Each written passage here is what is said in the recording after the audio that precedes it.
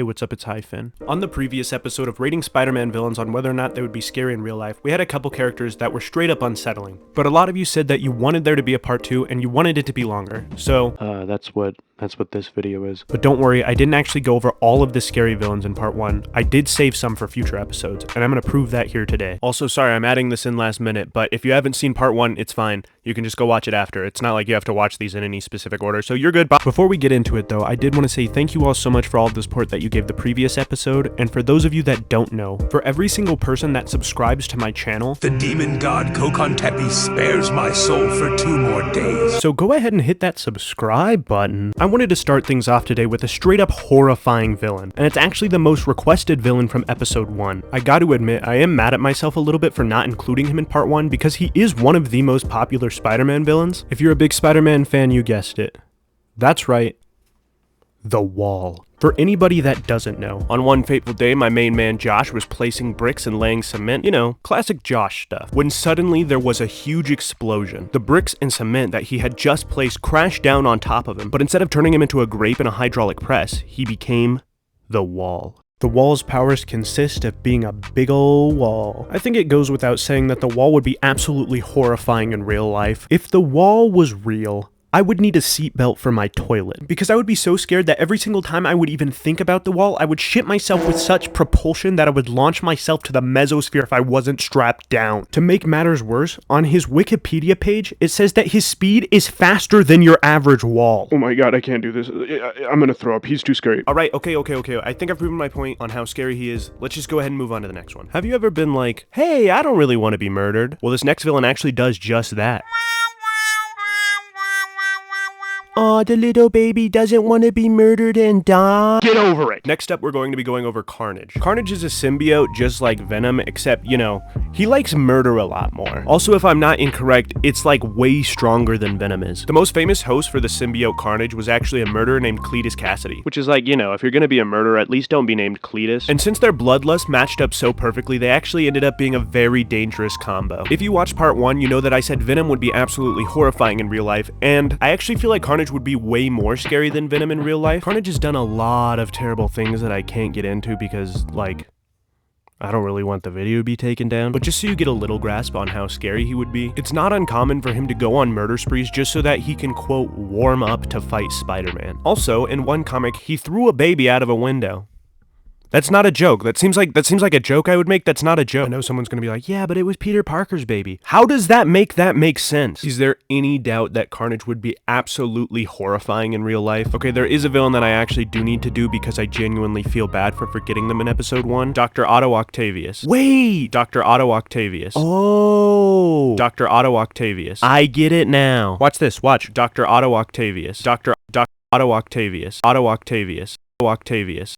And then you put it together, and it says I'm just kidding, I knew that, but I didn't want anybody who didn't know it to feel stupid, because for the longest time I thought it was Doc Ock, like he was an octopus because he had multiple arms, but he only had 4 arms instead of 8, so I was really confused. Wait, it is short for Dr. Octopus? I mean, the confusion for the name alone is already horrifying. So before Otto went crazy, he was like a super good scientist that was actually a mentor for Peter Parker, and I've seen like a million different reasons for why he ends up actually becoming a villain, but lucky for us, none of that really matters for whether or not he would be scary in real life. He obviously has his mechanical arms that he built that he controls with his mind, so that's pretty cool, but nothing about him is inherently scary if you keep your distance and don't mess with him. On the other hand though, get it because he has 4 mechanical arms, Superior Spider-Man. When Otto is put into the body of Peter Parker, he realizes that he now has the strength of Spider-Man. He punches Scorpion in the jaw, and he actually punches him so hard that he tears his jaw off of his body. That then makes him realize that Peter Parker's been holding back all these years. So Spider-Man's strength coupled with the mind of Dr. Otto Octavius is not a good combo. Now I know that Superior Spider-Man isn't technically a villain, but the idea of having to run from this guy is absolutely horrifying. Overall though, just because Otto isn't like necessarily that horrifying on his own, I'm just gonna go ahead and give him a 7 out of 10. Alright, next I'm gonna go ahead and do Kraven the Hunter. Wait, what? What is this dude hunting? A first place trophy at a bodybuilding competition? Oh, come on, stop, come on, you're too nice, come on. I just came up with that off the top of my head, I appreciate it. No, but he actually can lift 2 tons though, so. Kraven the Hunter is really cool and absolutely horrifying if he's coming after you. But if he has no reason to come after you, like he hasn't been told to hunt you, then he's not scary. Like, let's say for the purposes of ranking him, that he has been hired to come after you and kill you. If he ends up accepting the deal, this is how it would go. Wait, whoa, what's this? Someone sent Kraven the Hunter after, and then you're dead. Kraven the Hunter is scary, but not on the same level as some of the other characters we've gone over. So just for the sake of keeping it consistent, I'm gonna go ahead and give him a 6 out of 10. Do you think that there's gonna be an ad right here? Anyway, the next villain I'm gonna rate is gonna be Mysterio. Let me explain to you why Mysterio would be horrifying in real life. Mysterio has the ability in one way or another to create perfect illusions. Illusions that seem so real that you can barely differentiate them from reality. He can make people see and believe whatever he wants. He can make people think that they're fighting opponents that they're not fighting, and he can make you feel like you've gone absolutely insane without you even being able to prove that he was even there. I mean, if that's not scary enough, just imagine. He can make an illusion that makes you think that you aren't subscribed to me on YouTube. I know, I shouldn't have gone that dark, but I just really wanted to prove that this guy's scary. The person behind Mysterion... Wait, Mysterion? The person behind Mysterio, Quentin Beck, is not scary on his own. But the things that he could do with what he has is absolutely scary. Jake Gyllenhaal. Also, as we know, he holds grudges basically forever. So, if you do him wrong, then like... just count your days, I guess. I can't imagine somebody being like, nah, my worst nightmares come to life aren't that scary. So for these reasons, I'm gonna give him an 8 out of 10. I kind of want to do one that's really creepy in like an unsettling way. Like when you look at them, you're just like, ugh. So I've been trying to think of villains that sorry, what's up? What'd you say? Rate the spot. Huh?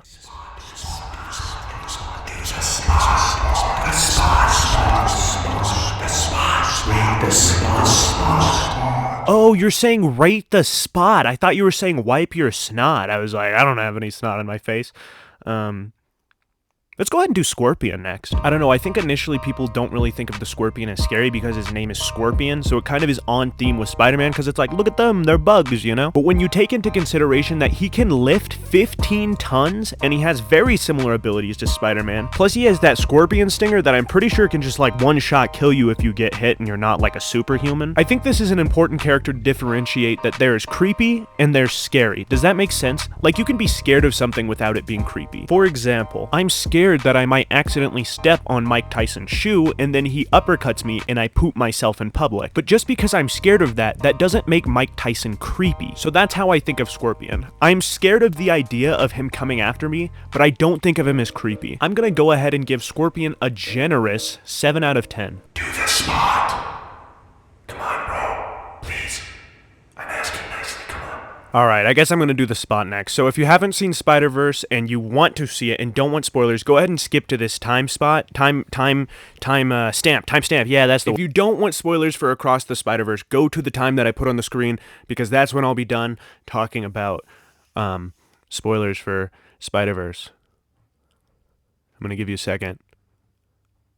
Alright, here I go. Something that was really interesting about the spot in Across the Spider-Verse is at the beginning of the movie, everybody was taking him as a joke. Like, I heard you all in theater, everybody was like, He's so silly. myself included, I had no idea what was about to happen. But even then, just the way that he was built was like a little bit of uncanny valley, because it was unsettling, because just certain body parts were longer than others, and like, the way he was standing was like, I don't like it. But as he got more and more powerful and the movie progressed, you realize that his entire intention was to hurt Miles. And with the powers that he had, it feels like if you're a non-spider person and he was coming after you, there's absolutely nothing you can do. He can go wherever he wants, across different multiverses, and he looks like this.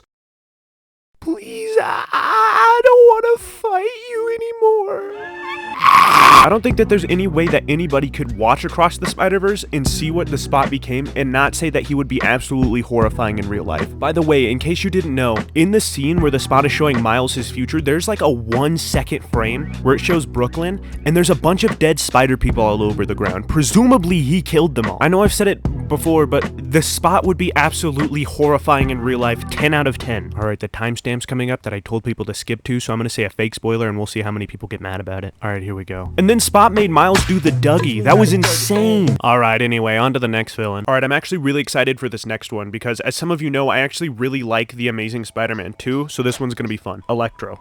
So for anybody that doesn't know, Electro has the ability to control electricity and he can also like fly around. He's one of those characters where unless you're a superpowered individual, there's pretty much nothing you can do you if he wants you dead. In some iterations, he can travel through electricity, which means he can travel at the speed of electricity. And when you actually take the time to calculate the speed at which electricity moves, it's actually 1.2 inches per minute.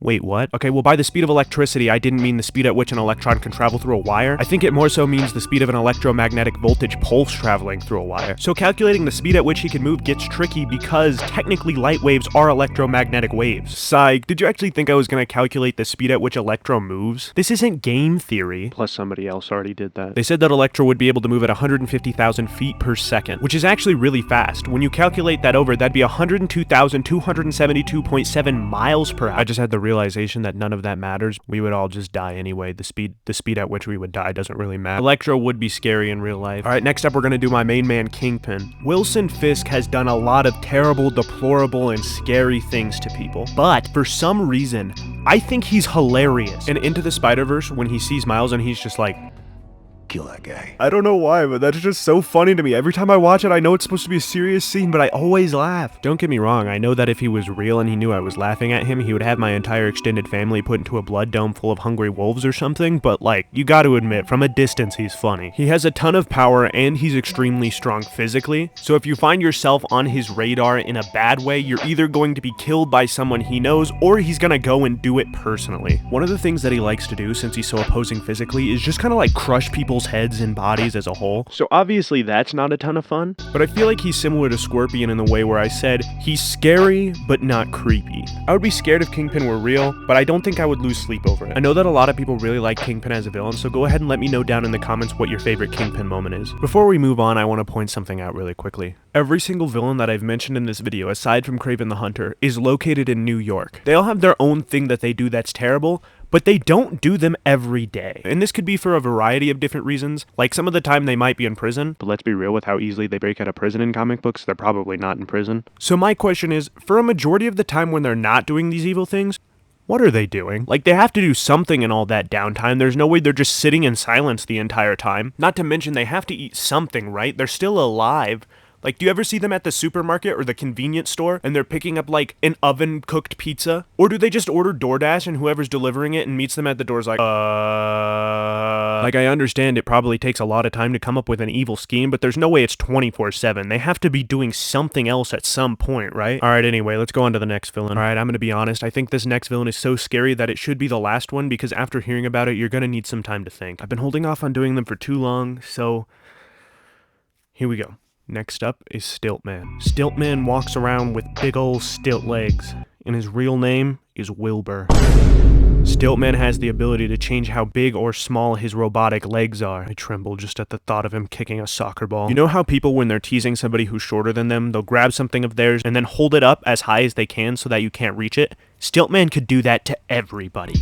I just really wanted to prove that there was some scary villains in this episode, and I know we had some doozies. I'm sorry. Please know that if you lose any sleep tonight thinking about any of these villains, I'm sorry, and I'm with you. I will also not be sleeping tonight out of fear. But I hope I didn't scare you too much, and you do consider coming back to my channel for future videos, and you might even consider subscribing. Thank you all so much for all of the support that you've been giving my channel recently. It really does mean the world to me. And most of all, thank you for watching. I'll see you in the next one. Bye.